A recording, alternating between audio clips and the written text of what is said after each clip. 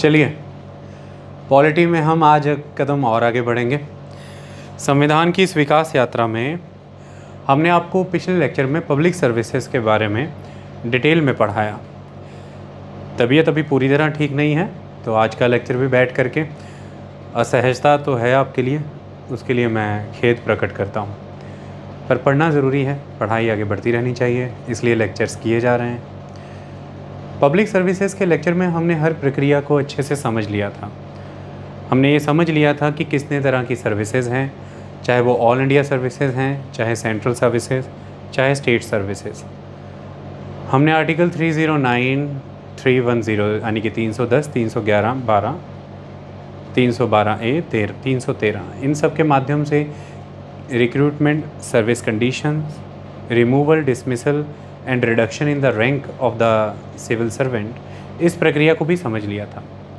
आज हम इसी कड़ी में आगे बढ़ रहे हैं। आज हम नेक्स्ट लेक्चर की ओर बढ़ेंगे और आज का हमारा ये नेक्स्ट लेक्चर इस बात पर होगा कि सिविल सर्विसेज बहुत से चैलेंजेस को फेस कर रही हैं।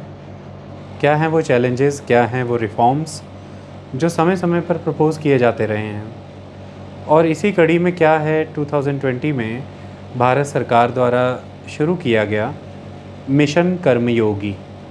हम मिशन कर्मयोगी के विषय में भी पढ़ेंगे। बहुत सी चीज़ें आज के लेक्चर में आपको समझ आएंगी। मैं कुछ चीज़ें डिक्टेट भी कराऊंगा, आप लिख लीजिएगा जब आपके पास लेक्चर आएगा। देखिए, जब हम सिविल सर्विसेज की बात करते हैं तो ये बात ठीक है कि जब जॉर्ज लॉयड ने इसे स्टील फ्रेम कह के पुकारा था तो इससे एक महत्व तो स्थापित हुआ था, लेकिन वो महत्व किसके लिए था?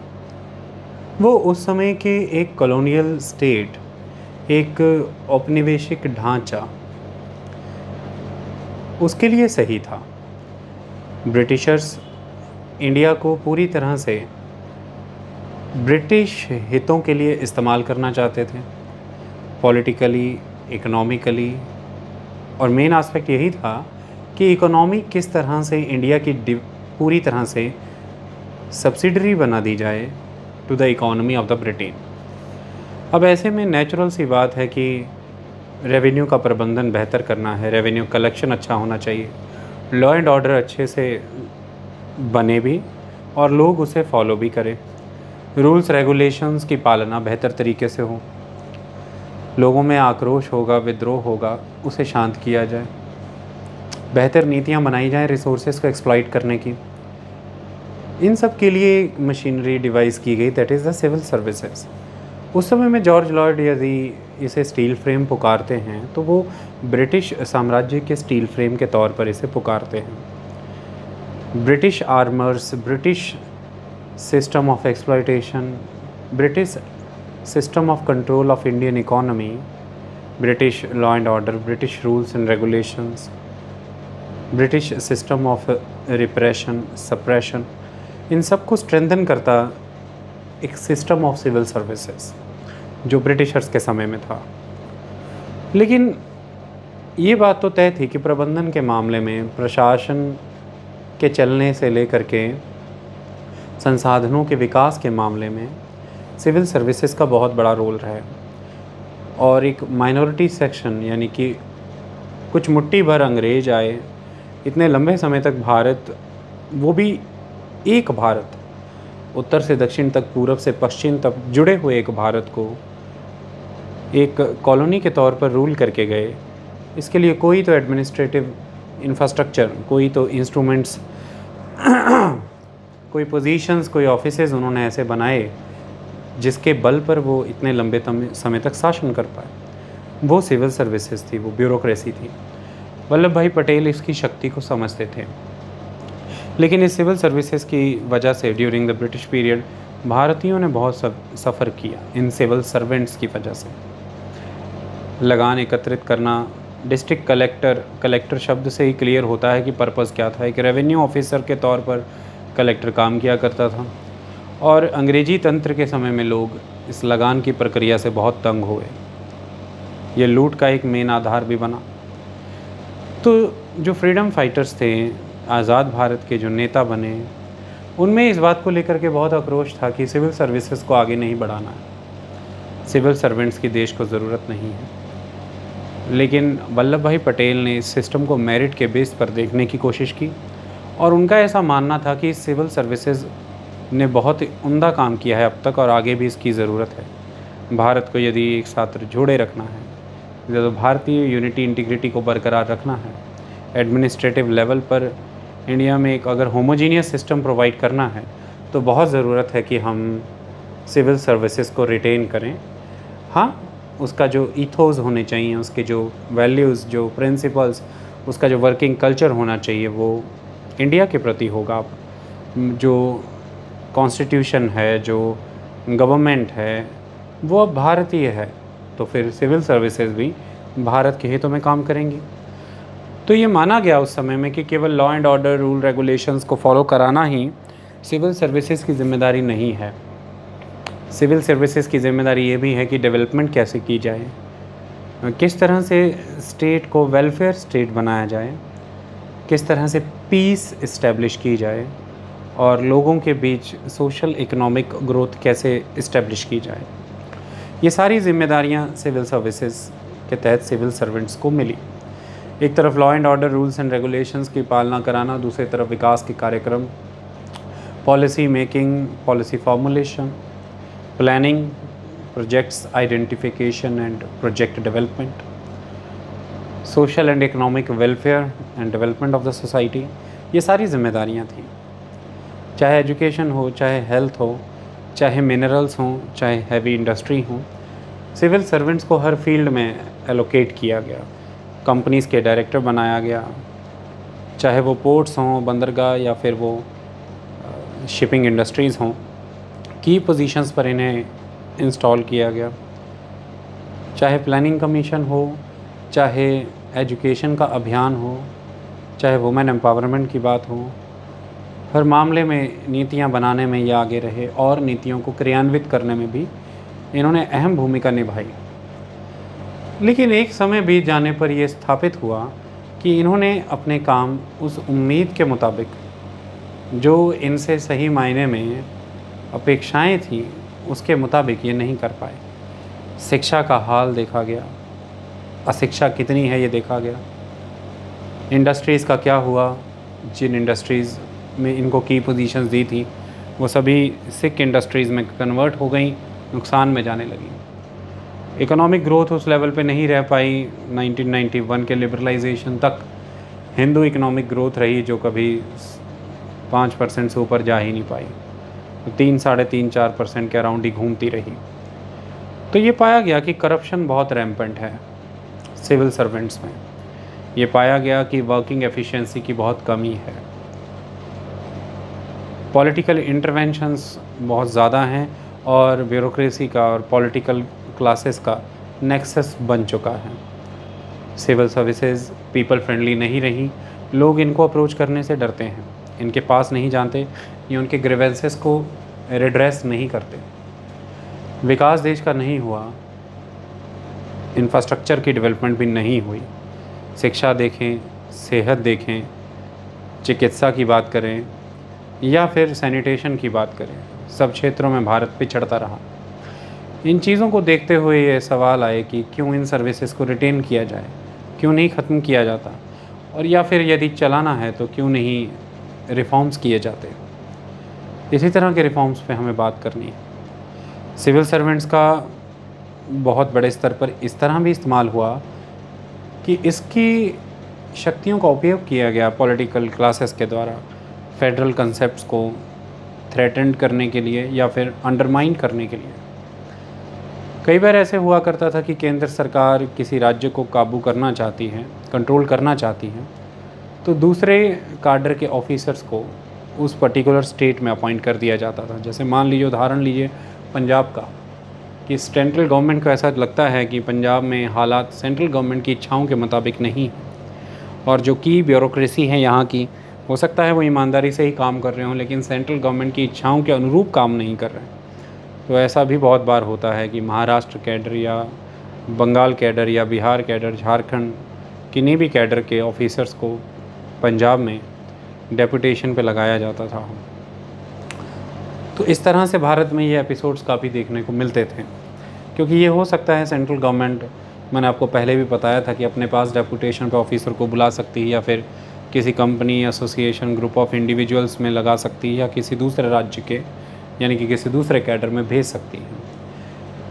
इस तरह से केंद्र सरकार अफसरों के माध्यम से मनमानियाँ ना करे, इसलिए फिर ये नियम भी बनाए गए कि जिस ऑफिसर का कैडर ट्रांसफ़र करना, जिस ऑफिसर की सर्विसेज डेपुटेशन पे लेनी है, उसकी विलिंगनेस को जानना ज़रूरी है और जिस राज्य से उसे लिया जा रहा है उसकी इच्छाओं को जानना ज़रूरी है, कंसल्टेशन करना ज़रूरी है और जिस राज्य में भेजा जा रहा है उसकी स्वीकृति लेना भी ज़रूरी है।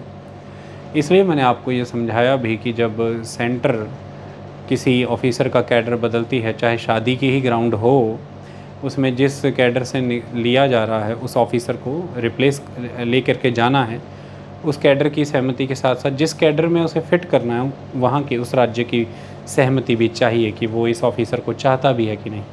कहीं केंद्र सरकार उसे एक टूल, एक वेपन की तरह तो नहीं यूज़ कर रही उस राज्य के खिलाफ। ऐसी बहुत सी नेगेटिविटी सिविल सर्विसेज में आती रही। जो पॉलिटिकल मास्टर्स हैं, पॉलिटिकल बॉसेस हैं, उनके दबाव में आकर के सिविल सर्वेंट्स वो प्रोसेस और उन कामों को अंजाम देते रहे जो शायद उनसे एक्सपेक्टेड ही नहीं थे। लेकिन दूसरी तरफ ये भी ऐसा नहीं है कि सभी सिविल सर्वेंट्स इसी तरह से हैं। सिविल सर्विसेज ने अपना रोल निभाया है, जिसके फलस्वरूप ही आज आप देख पा रहे हैं कि भारत निरंतर पिछले आज़ादी के बाद से अब तक, मैं अगर बात करूं, चलिए आप 26 जनवरी 1950 जब संविधान लागू हुआ तब से लेकर के अब तक की बात कर लें, 71 साल का समय बीत चुका है और भारत ने विकास किया, प्रगति की ओर बढ़ा, शिक्षा का स्तर भी बढ़ा, मृत्यु दर घटा है, प्रजनन दर भी घटा, जनसंख्या पर भी एक स्तर पर कुछ हद तक हम नियंत्रण पाने में सफल हुए, चिकित्सा का स्तर भी बढ़ा है, इंडस्ट्री भी आई, प्राइवेटाइजेशन भी हुआ, ईज़ ऑफ डूइंग बिजनेस के इंडेक्सेस में हम ऊपर की ओर भी गए, एक अच्छे फैसिलिटेटिंग ग्राउंड्स क्रिएट किए गए इंफ्रास्ट्रक्चर प्रोजेक्ट्स के लिए, लैंड एक्विजिशन से लेकर के एनवायरमेंटल क्लियरेंसेस तक और प्रोजेक्ट की फाइनलाइजेशन तक प्रोसेसेस को स्ट्रीमलाइन किया गया। ये सब चीज़ों को देखा जाए तो सिविल सर्विसेज ने अपना एक रोल भी निभाया, जितना निभा सकते थे उतना नहीं निभाया, उसी के विषय में हमें बात करनी होती है। तो मिशन कर्मयोगी सरकार लेकर के आई। कुछ बिंदुओं पर चर्चा करते हैं, कर्मयोगी मिशन पे आऊँगा मैं, कुछ बिंदुओं पर चर्चा करते हैं ताकि मसला अच्छे से समझ आए। देखिए, सिविल सर्विसेज के मामले में सबसे पहली जो चीज़ पाई गई है वो ये पाई गई है कि जो एक अकाउंटेबिलिटी होनी चाहिए लोगों के प्रति, उस अकाउंटेबिलिटी की कमी है। यहाँ पे सबसे बड़ी प्रॉब्लम है। सिविल सर्विसेज एक बहुत ही सेंट्रल पिलर की तरह है एग्जीक्यूटिव एक्शंस कंडक्ट करने को लेकर के।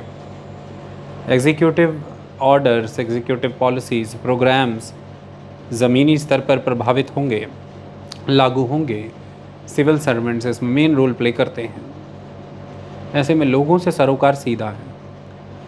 कोई भी सड़क बननी है, कोई बिल्डिंग बनेगी, कोई स्कूल बनेगा, कॉलेज बनेगा, कुछ भी है आपके क्षेत्र में, इसमें सिविल सर्वेंट्स का रोल है अहम। डिस्ट्रिक्ट कलेक्टर का, डिस्ट्रिक्ट प्लानर का, कई तरह के अफसर हैं जिनका बहुत अहम रोल है। ऐसे में हुआ ये है कि हमारी कंट्री में पार्लियामेंट्री डेमोक्रेसी के कंसेप्ट में जो गवर्नमेंट है वो तो देश की जनता के प्रति रिस्पॉन्सिबल है। किस तरह से कि जो एग्जीक्यूटिव है उसे हमने लेजिस्लेचर के प्रति रिस्पॉन्सिबल बनाया, यानी कि जो सेंट्रल एग्जीक्यूटिव है वो लोकसभा के प्रति रिस्पॉन्सिबल है और जो स्टेट एग्जीक्यूटिव हैं वो विधानसभा के प्रति रिस्पॉन्सिबल हैं। तो एग्जीक्यूटिव का एक ब्रांच यानी कि सरकार तो एक तरफ से रिस्पॉन्सिबल है देश की जनता के प्रति, अकाउंटेबल है, आंसरेबल है, लेकिन दूसरी तरफ उस एग्जीक्यूटिव का एक अंग प्रशासन यानी कि एडमिनिस्ट्रेशन, उसे हमने जनता के प्रति अकाउंटेबल नहीं बनाया, ऐसी व्यवस्था नहीं दी। वो इसलिए भी नहीं दी होगी कि पार्लियामेंट्री डेमोक्रेसी में इस बात का ख्याल रखना बहुत ज़रूरी है कि जो जनता की विल से गवर्नमेंट बनी है उस गवर्नमेंट के पास अथॉरिटी हो। और अगर हम अफसरशाही को सीधे जनता के प्रति रिस्पॉन्सिबल या जनता के प्रति अकाउंटेबल बना दें तो हो सकता है अफसरशाही बहुत बार जो शासन है उसके गाइडलाइंस, उसके द्वारा दिए गए प्रोजेक्ट्स और पॉलिसीज़ की अवहेलना भी कर दे और वो काम करने लगे जो उसे लगे उसके मुताबिक कि जनता के लिए बेहतर है, जनता प्लीज़ हो रही है उन कामों से। अगर ऐसा भी होने लगा तो शासन प्रशासन में ही द्वंद्व हो जाएगा। जनता के द्वारा चुनी हुई लेजिटिमेटली इलेक्टेड गवर्नमेंट अपनी ही ब्यूरोक्रेसी से मनवांछित काम नहीं करा पाएगी। इससे एक कन्फ्लिक्ट की परिस्थितियां पैदा होंगी, इससे भी एक एनर्की पैदा होगी। तो ब्यूरोक्रेसी कंट्रोल से बाहर हो जाएगी और वो सीधे जनता को प्लीज़ करने लगेगी। और अंततः हमारे देश में चुनाव एक प्रक्रिया है जिसमें जनता अपने रिप्रेजेंटेटिव को चुन सकती है। तो फिर होगा यही कि वो रिटायरमेंट दे करके चुनाव लड़ेंगे इस भरोसे कि जनता अब उनके साथ है। इस तरह से वो अपनी ड्यूटीज़ के प्रति समर्पित नहीं रह पाएंगे। शायद यही कारण रहा होगा कि सीधे अकाउंटेबिलिटी नहीं रखी। समय बदला और बदलते समय के साथ लोकतंत्र में हमें भी बहुत सी प्रक्रियाओं को बदलना चाहिए। आज citizen charter system is very very important system. Citizen के क्या अधिकार हैं, एक नागरिक के क्या बुनियादी अधिकार हैं, ये हमें पता होना चाहिए। हमें उन्हें चार्ट डाउन करना चाहिए, एक चार्टर प्रिपेयर करना चाहिए, that is the citizen charter.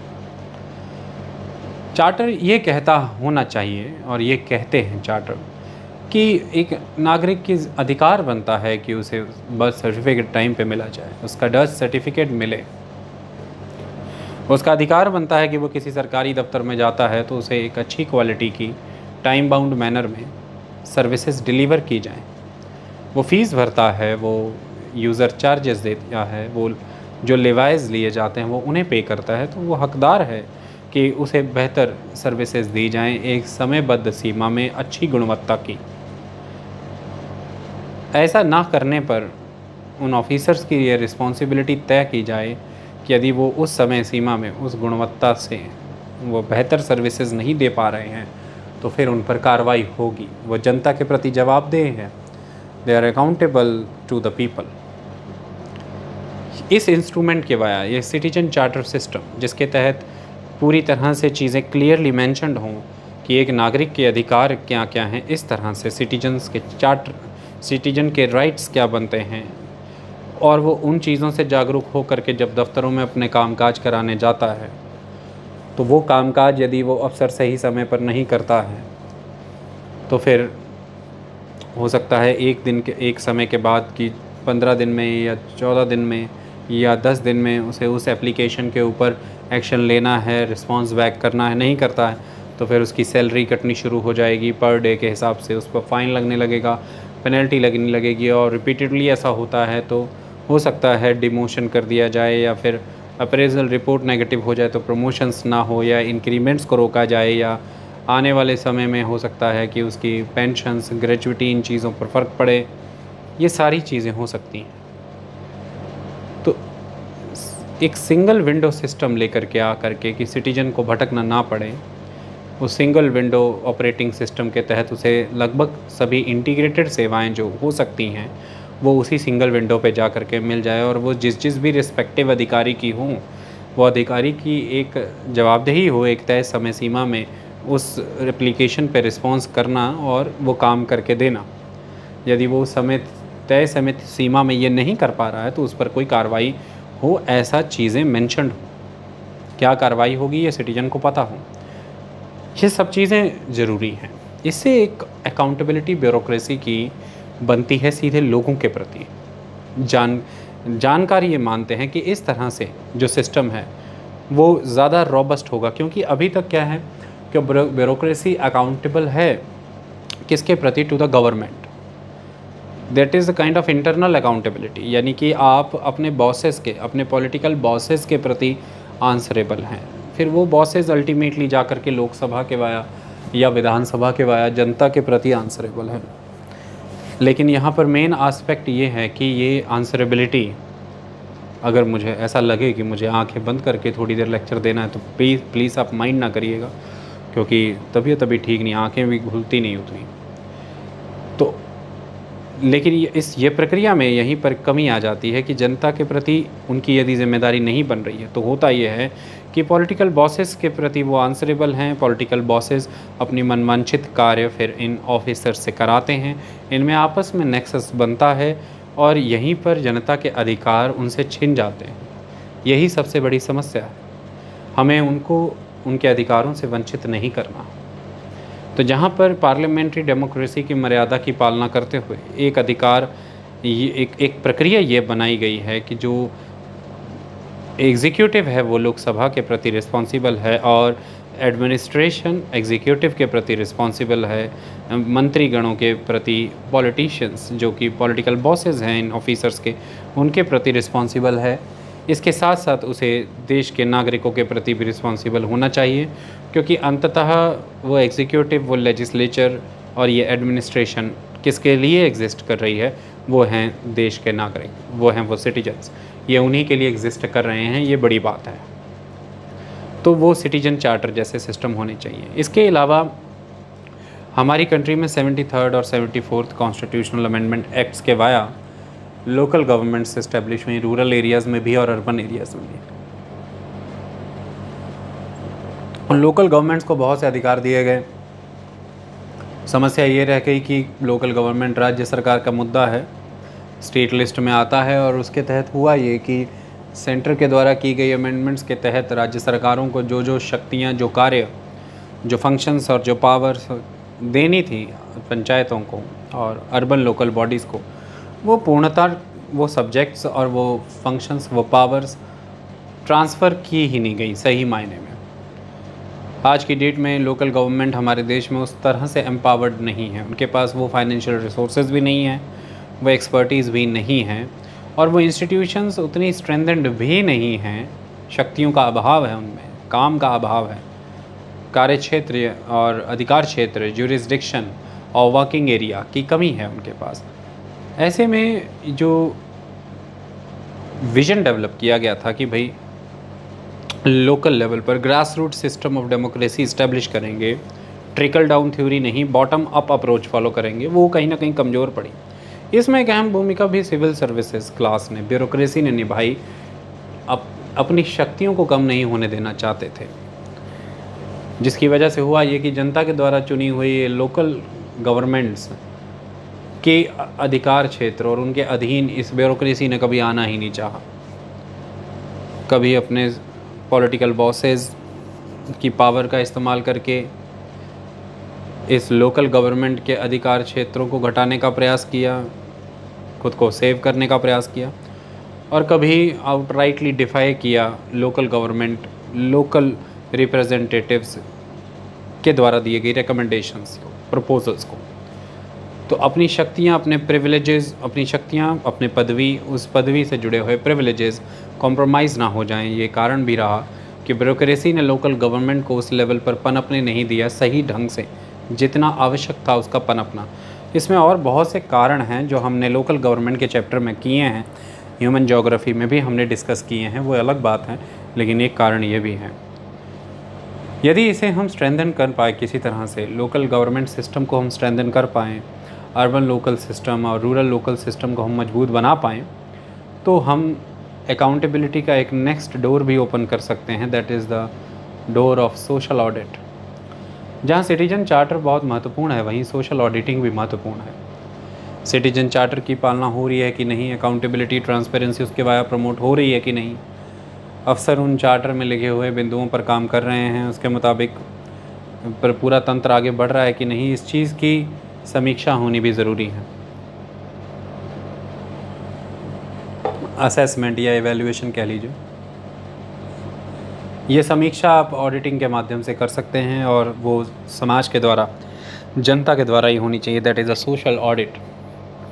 लेकिन ये होनी एक ऑर्गेनाइज्ड और इंस्टीट्यूशनल मैनर में चाहिए। उसके लिए लोकल बॉडी एक इम्पॉर्टेंट रोल प्ले कर सकते हैं, अपने वार्ड काउंसलर्स के माध्यम से, अपने एरिया की council, municipality, municipal council, municipal corporation, उसमें रिप्रेजेंट हो करके मोहल्ले और सोसाइटियों को ऑर्गेनाइज़ किया जाए, और उनके जो मेन जो उस वेलफेयर सोसाइटी की या ऑर्गेनाइजेशन का जो कोई प्रेसिडेंट या चेयरमैन पर्सन है, उन सबको पूरी कॉलोनी, पूरा मोहल्ला पीछे से समर्थन करते हुए उस कॉरपोरेशन, उस काउंसिल, उस म्यूनसिपलिटी या उस पंचायत में भेजे, जहाँ पर जा कर के ये लोग पिछले 3 महीने, 6 महीने या 1 साल के भीतर जनता के द्वारा क्या ग्रीवेंसेस रखे गए, किन सर्विसेज की डिमांड की गई, और उसके बदले में लोकल ब्यूरोक्रेसी ने किस तरह का काम किया, इस चीज़ की असेसमेंट कर सकें, अप्रेजल रिपोर्ट्स प्रिपेयर हों और फीडबैक लिया जाए लोगों का, तो भी ब्यूरोक्रेसी को आप अकाउंटेबल बना सकते हैं। तो पीपल सेंट्रिक,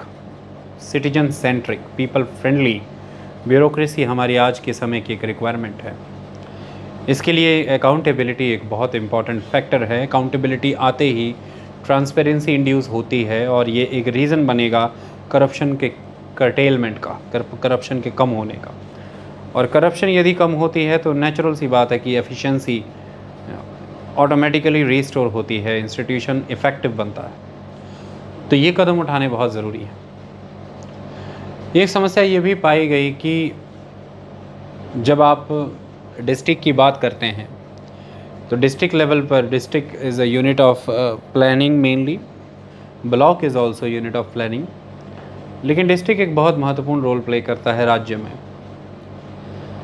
इसके स्तर पर देखा यदि जाए तो मेंबर पार्लियामेंट बिलोंग करते हैं डिस्ट्रिक्ट से, और member legislative assembly MLAs, MP, MLA और इस ब्यूरोक्रेसी को, तीनों को मिल करके, ये तीन कॉन्स्टिट्यूशन के द्वारा आने वाली तीन तरह की बॉडीज़ हैं, पर्सोनल हैं, या कह सकते हैं कि इंस्टीट्यूशन हैं जो जनता के प्रति समर्पित हैं एक ज़िले में।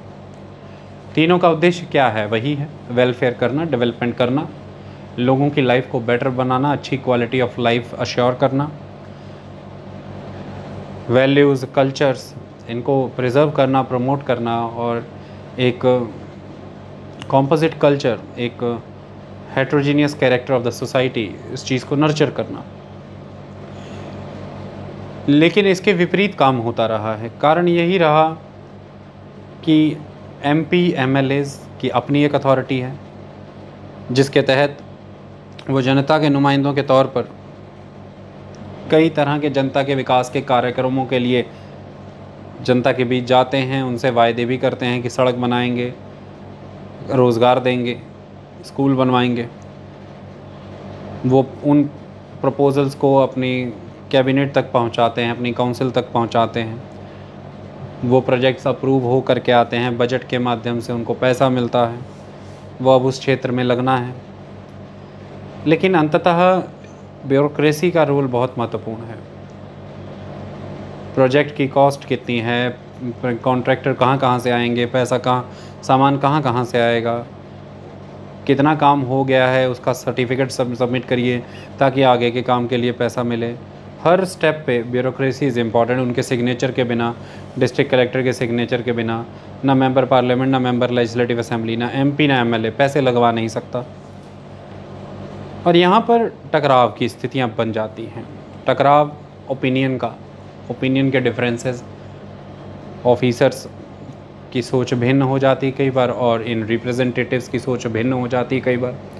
तो ओपिनियन का डिफरेंस हो जाता है, एग्जिस्टेंस की टकराव हो जाते हैं, अस्तित्व का टकराव हो जाता है। ये एक इम्पॉर्टेंट चीज़ है। और कई तरह के वेस्टेड इंटरेस्ट, पॉलिटिशियंस के उन प्रोजेक्ट्स में ठेकेदारों को चुनने से लेकर के रॉ मटेरियल प्रोक्योरमेंट तक कई तरह के अपने इंटरेस्ट रहते हैं। ऐसे में अगर कोई ईमानदार ऑफिसर इस चीज़ को ना भी होने दे तो भी उस पर दबाव बनाया जाता है।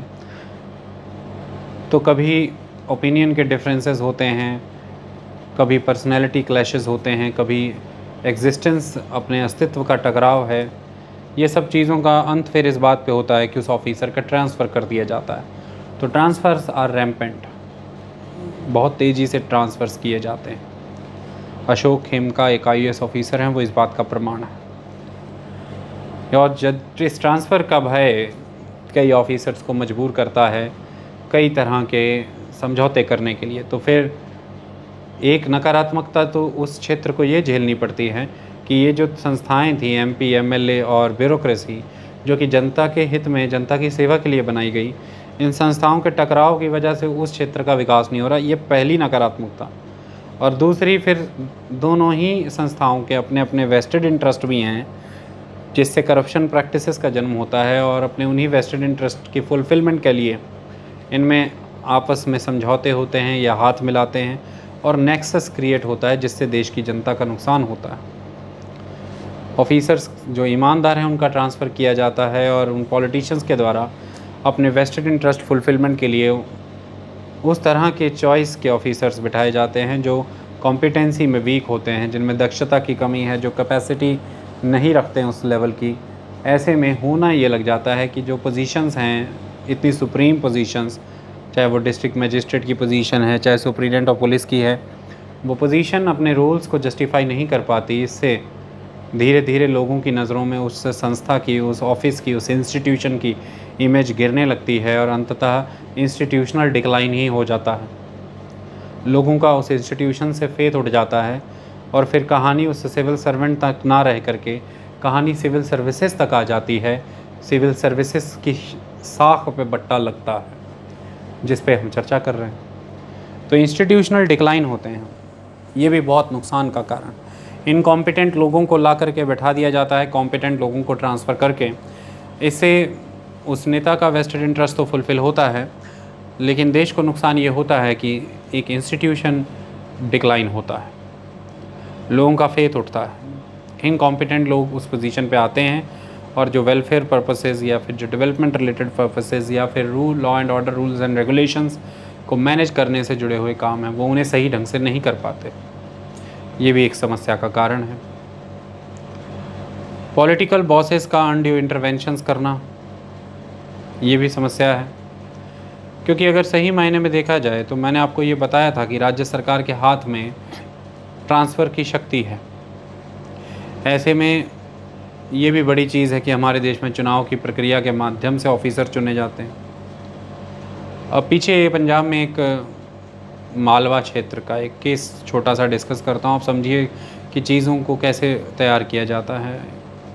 एक lady police, female police officer अपनी ड्यूटी देती हैं। वहाँ पर एक आदमी मोटरसाइकिल या बाइक पे आता है, वो हेलमेट नहीं है, कागज़ पत्र नहीं है, वो फीमेल पुलिस उसका चालान करना चाहती हैं। ऐसे में वो अपने क्षेत्र के एमएलए को कॉल लगाता है और एमएलए फ़ोन लगा के लेडीज़ उस फीमेल पुलिस को, उस लेडी पुलिस को झाड़ देते हैं, धमकाते हैं, अभद्र शब्दों का प्रयोग करते हैं और उसे कहते हैं कि भाई बस अब तुम अपना बोरिया बिस्तरा बांध लो, तुम्हें तो यहाँ से जाना ही पड़ेगा। तो ये क्या हुआ कि एक ऑफिसर काम करना चाहता है, लेकिन जो पॉलिटिकल बॉस है, जो पॉलिटिकल मास्टर है, वो उसे वो करने नहीं दे रहा। तो सिविल सर्विसेज के बेसिक वर्किंग में भी समस्या है, इसके बेसिक इंस्टीट्यूशनल स्ट्रक्चर में भी समस्या है, जो फ्रेमवर्क जिसके तहत ये काम करता है उसमें भी समस्या है। जिस तरह की शक्तियाँ पॉलिटिकल मास्टर्स को दी गई हैं, वो उन शक्तियों का दुरुपयोग करते हैं, ये समस्या है। तो प्रमोशंस के मामले, ट्रांसफ़र्स के मामले, अपॉइंटमेंट के मामले, एलोकेशंस के मामले, जॉइनिंग, पोस्टिंग, ये सब पॉपुलरली इलेक्टेड गवर्नमेंट सिस्टम के तहत रखने की बजाय जिस तरह से रिक्रूटमेंट पर्पसेस के लिए कमीशन बनाया गया है, गवर्नमेंट से बाहर रखा गया उसे, उस तरह से इस पर्पस के लिए भी बोर्ड इस्टेब्लिश होना ज़रूरी है। जब बोर्ड बनेगा, उसे आप किसी भी नाम से पुकार सकते हैं, सिविल सर्विसेज बोर्ड कह लीजिए या कोई भी और नाम से वो बोर्ड हो सकता है। उस बोर्ड की जिम्मेदारी लगाई जाए कि वो promotions, transfers, postings, cadre allocations, joinings, इन सारे मुद्दों को देखें।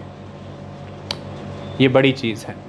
और ट्रांसफ़र से ऑफिसर्स को प्रोटेक्शन दी जाए, उन्हें एक फ़िक्स्ड टेन्योर प्रोवाइड किया जाए एक पर्टिकुलर क्षेत्र में, ताकि वो अगर कोई बदलाव भी लाना चाहते हैं, वहाँ पर कोई पॉलिसी रिफॉर्म लाना चाहते हैं, उस एरिया में लोगों की डेवलपमेंट के लिए कोई ट्रांसफॉर्मेशंस लाना चाहते हैं, उसके लिए एटलीस्ट एक समय की ज़रूरत होती है।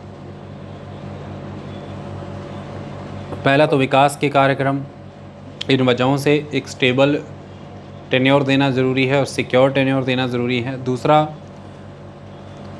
ट्रांसफ़र को एक वेपन बना करके ना इस्तेमाल करें पॉलिटिशियंस अच्छे ईमानदार ऑफिसर्स के खिलाफ। इसके लिए भी एक फ़िक्स्ड टेन्योर सिस्टम एक पर्टिकुलर जगह पे देना ज़रूरी है।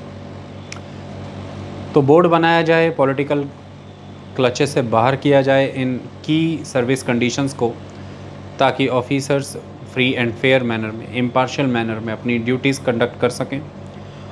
और दूसरी तरफ कुछ स्ट्रक्चरल चेंजेस लेकर के आने की ज़रूरत है, जिसमें कि सर्विसेज में उन्हें कुछ सिक्योरिटी ऑफ टेन्योर इस सेंस में होने चाहिए कि वो अपनी पोस्टिंग को सिक्योरली करेंगे इतने पर्टिकुलर समय के लिए एक जगह पर। उसमें एक्सेप्शंस रखी जा सकती हैं कि अगर कोई सिस्टम को ही चीज़ डिस्टॉर्ट करने लगी है तो उस सिस्टम की प्रोटेक्शन के लिए उस परिस्थितियों में इमरजेंसी कंडीशन में ट्रांसफ़र किया जा सकता है, but that must be the exception, not the rule. जो रूल है वो ये होना चाहिए कि एक पर्टिकुलर समय के लिए, फिक्स टेन्योर के लिए आप एक जगह पर पोस्टेड हैं, आपको कोई राजनीतिक दबाव में आकर के हिला नहीं सकता है।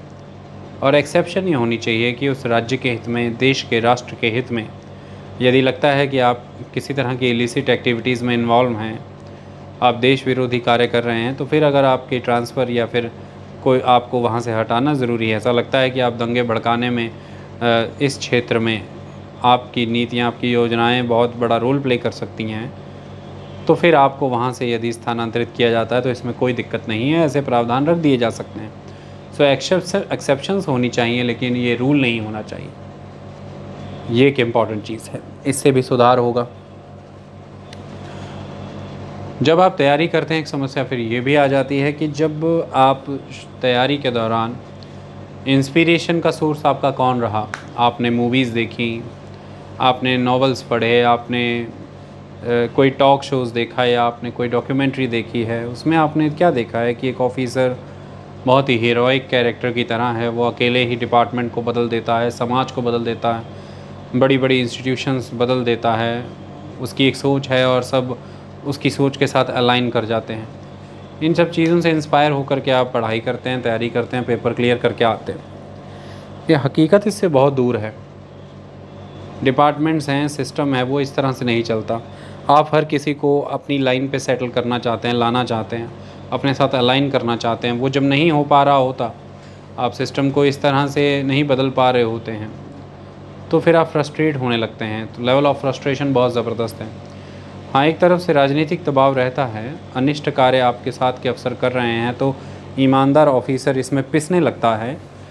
बहुत से इस्तीफ़े होते हैं इसकी वजह से, बहुत से रेजिग्नेशंस होते हैं इसकी वजह से। लेकिन ये सिक्के का एक पहलू है। और सिक्के का दूसरा पहलू ये भी है कि पेशेंस की कमी हो जाती है, मैच्योरिटी की कमी हो जाती है। हम यकायक अपनी इच्छा अनुरूप परिवर्तन कर देना चाहते हैं किसी भी वर्किंग कल्चर में, किसी भी डिपार्टमेंट में, किसी इंस्टीट्यूशन में या किसी समाज में, लेकिन ऐसा नहीं है। हमें धीरे धीरे संयम के साथ उस सिस्टम को समझते हुए, उस तंत्र को अंडरस्टैंड करते हुए, उस तंत्र में रह करके उसमें परिवर्तन लाना है, जो एक योग्य परिवर्तन हो। इसके लिए समय लगता है, तो उसके लिए फिर ड्यूरिंग द प्रेपरेशन इंस्पिरेशन के सोर्सेज भी वैसे ही होनी चाहिए, आपका माइंडसेट भी वैसा ही होना चाहिए। ये एक कारण है। तो फ्रस्ट्रेशन लेवल बहुत रहता है, बहुत फ्रीक्वेंट रेजिग्नेशंस रहते हैं। वन मैन शो कल्चर में जीना छोड़ना पड़ेगा सिविल सर्वेंट्स को। ये टीम वर्क है और टीम के साथ ही चीज़ें अचीव हो सकती हैं, otherwise it is not possible. ये महत्वपूर्ण है। ट्रेनिंग में बहुत सी त्रुटियां पाई जाती हैं। ऐसा पाया जाता है कि एक बार ट्रेनिंग करा दी जाती है और उसके बाद जीवन भर कोई ट्रेनिंग उस लेवल पर नहीं होती है।